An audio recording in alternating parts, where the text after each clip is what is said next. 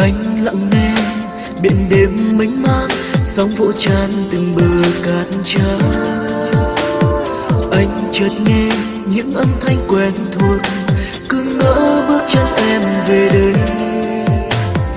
Anh ngồi đêm nhưng vì sao trên cao, mỗi ngôi sao là một ngày xa cách. Anh ngồi đêm những con sóng xô bờ, đến mai sóng vẫn xô vào bờ. Cũng như anh ngồi đêm những ngày dài xa em, cũng như anh ngồi nhớ những ngày xưa em đến. Nhưng sao càng đêm lại càng không thấy em, nhưng sao càng nhớ lại càng xa em. Có bao giờ con sóng không xô vào bờ đâu em, có ai đếm được hết những vì sao trên trời. Nên anh nhận ra một điều em ơi, khi chia tay ta rất khó quay trở về bên nhau.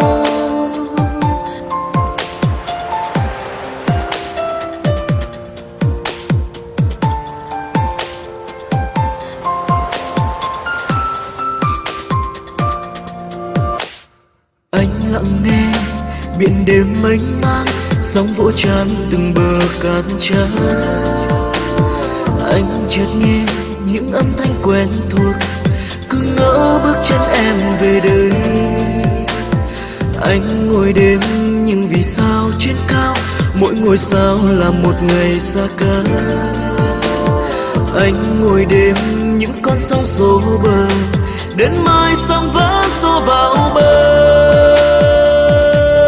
Cũng như anh ngồi đêm những ngày dài xa em, cũng như anh ngồi nhớ những ngày xưa em đến.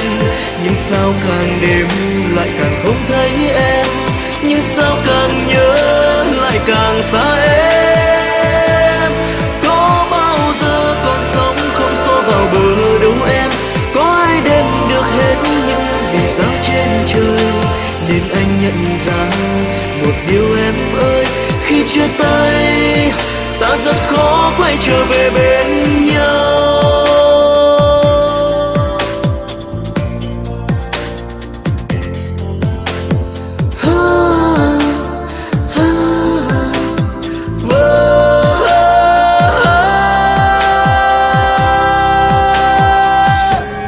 Cũng như anh ngồi đêm những ngày dài xa em, cũng như anh ngồi nhớ những ngày xưa em đêm.